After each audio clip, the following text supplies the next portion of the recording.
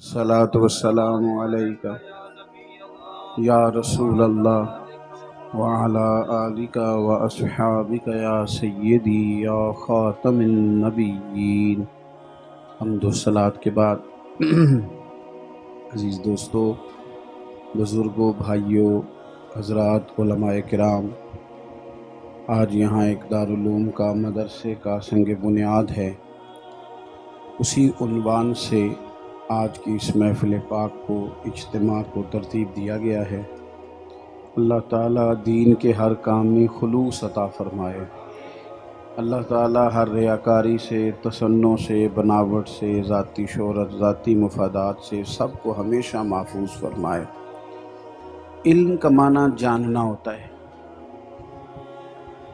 قرآن مجید، احادیث مبارکہ، ہمارے بزرگوں کے آثار بتاتے ہیں کہ مسلمان کی طبیعت میں علم کا شوق ہونا چاہیے۔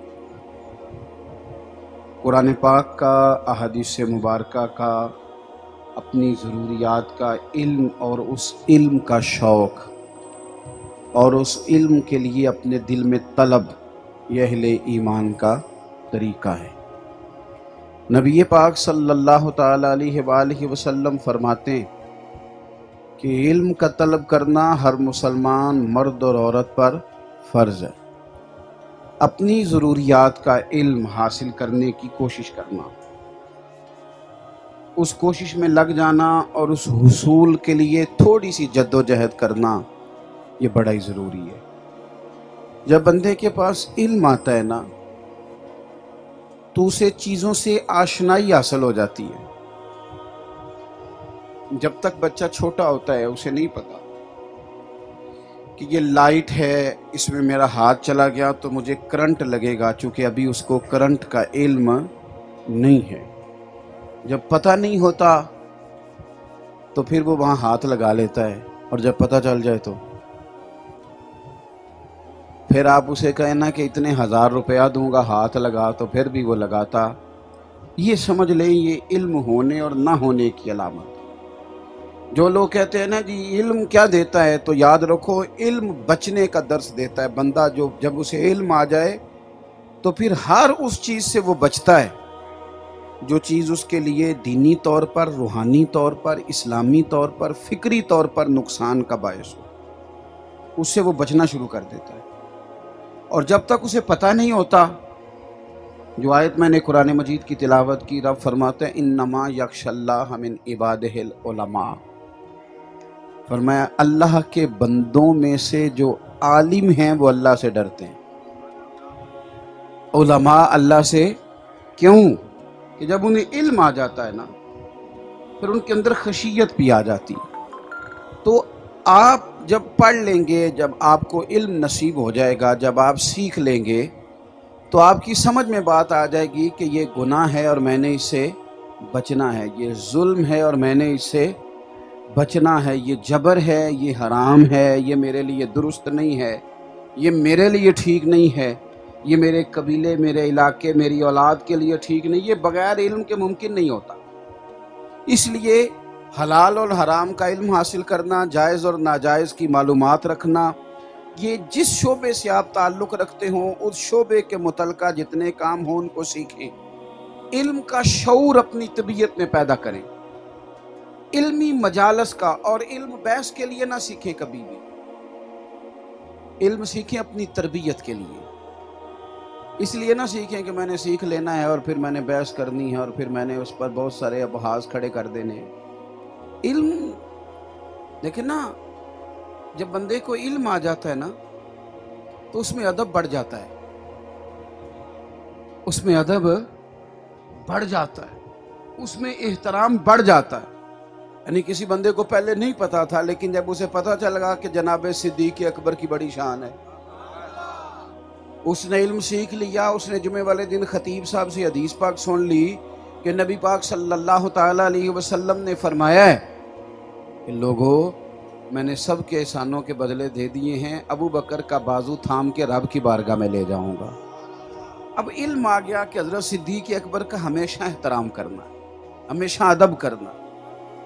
پہلے شاید کسی موقع پر کسی جگہ کسی کو ناآشنائی تھی، لیکن کسی نے حدیث پاک سن لی حدیث کہ حضور فرماتے ہیں لوگوں اللہ کی قسم جس گلی سے میرا عمر گزر جائے شیطان وہ رستہ ہی بدل جاتا ہے۔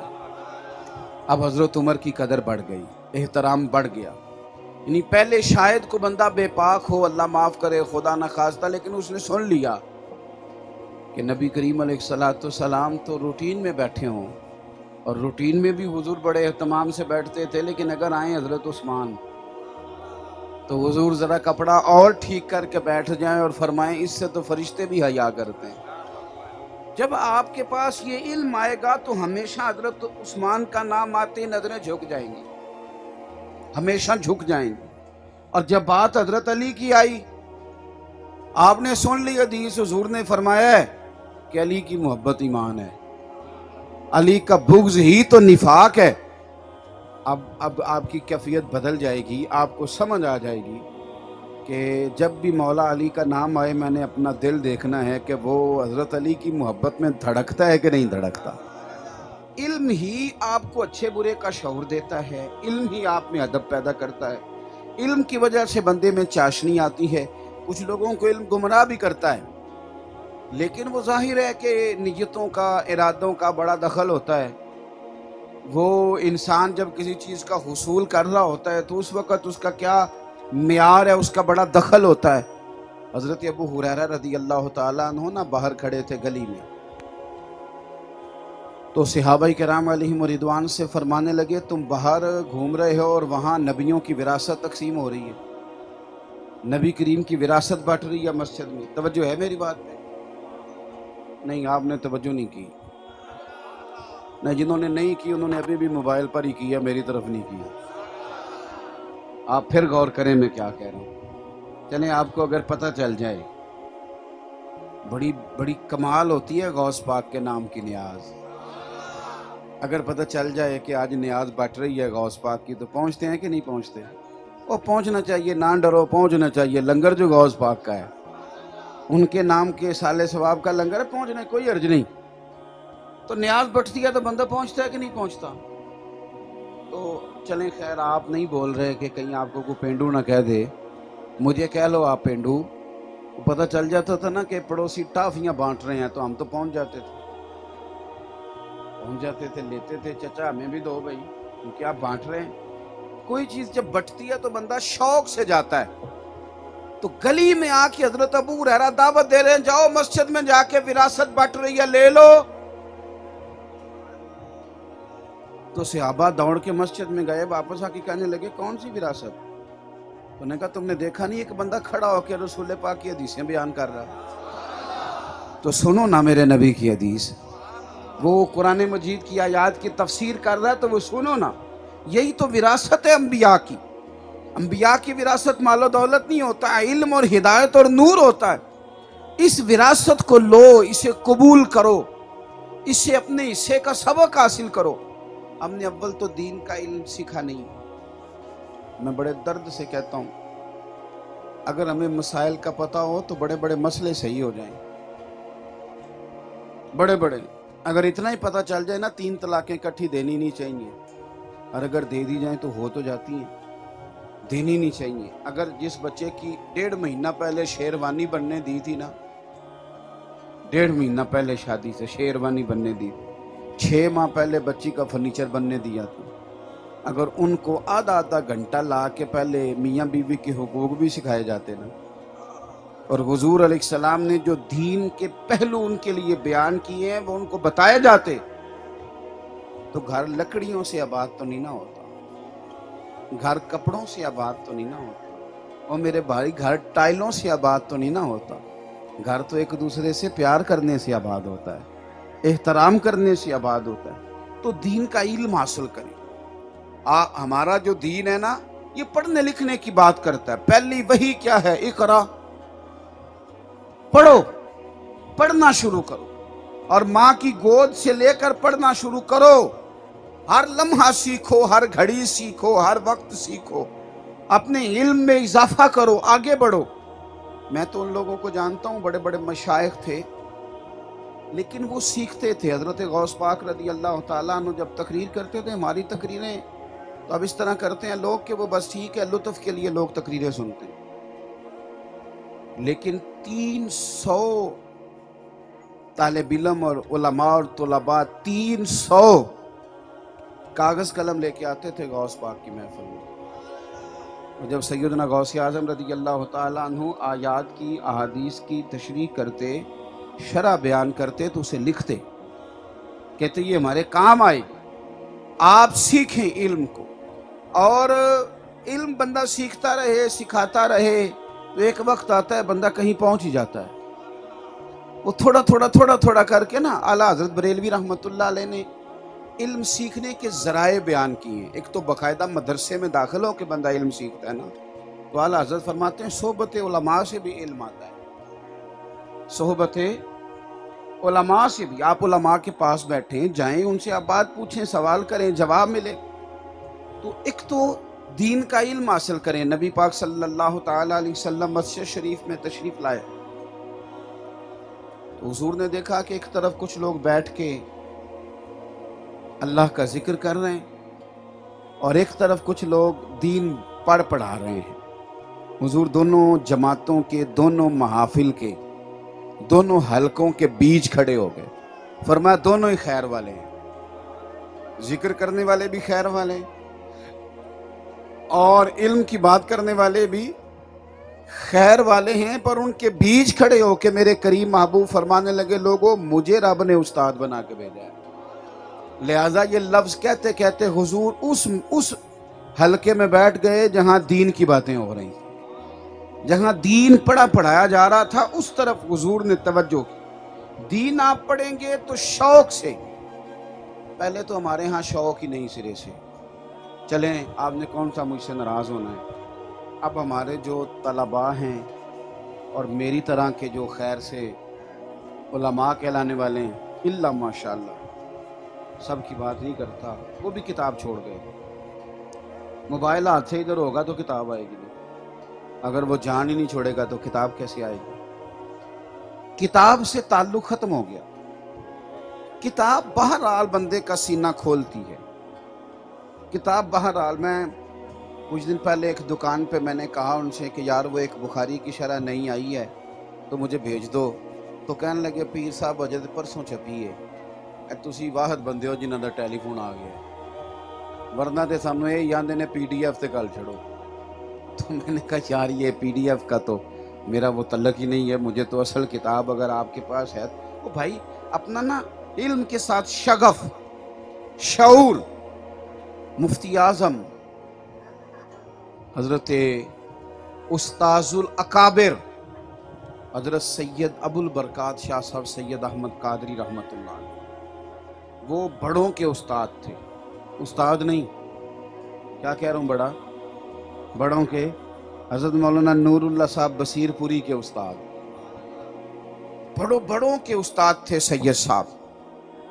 سید ابو البرکات شاہ صاحب رحمۃ اللہ علیہ آخری عمر میں جب نکاہت آ گئی تھی نا، کمزوری آ گئی تھی، پڑھا نہیں جاتا تھا، تو ایک بندے کو قریب بٹھا کے نا مدارج النبوت دے کے اسے کہتے تھے یار مجھے کتاب سنا. اپنا شوق علم کے ساتھ لگائیں، آپ ذوق بنائیں، چھوٹی سی بات سیکھیں، پڑھیں، لکھیں، اس پر عمل کریں، اور اپنے بچوں کے اندر علم کا شوق. جس کا کوئی ایک بیٹا ہے، وہ بچہ ہے، وہ بھی میری طرف توجہ کرے، جس کے 5 ہیں وہ بھی دیکھے. خدا را ادھر دیکھنا، یہ موبائل نے، یہ نیٹ نے ہمارے بچوں سے علم کا شوق چھین لیا. آنے والی نسل کہیں ایسا نہ ہو کہ وہ دوبارہ سے ادھر کی طرف جائے جو رستہ جہالت کی طرف جاتا ہے. ان کے اندر علم کا شعور بیدار کرنا بڑا ضروری ہو گیا. پتہ نہیں چائنا کی میں بات کل پرسوں پڑھ رہا تھا کہ کہاں کی، انہوں نے پابندی لگا دی ہے، اپنے ملک میں قانون شاید بنا دیا ہے کہ کوئی بچہ بھی پورے ہفتے میں 3 گھنٹے سے زیادہ گیمیں نہیں کھیل سکتا. موبائل قانون بنا دیا، اگر زیادہ کھیلے گا تو باپ کو جرمانہ ہوگا. میں کسی ملک کا پڑھ رہا تھا، ابھی تصدیق اس کی آپ دیکھیے گا خبر کس حد تک وہ درست ہے. یعنی اس لیول پہ لوگ پہنچ گئے کہ یار اسے کلوز کرو، یہ تو لیتا جا رہا ہے ہمیں.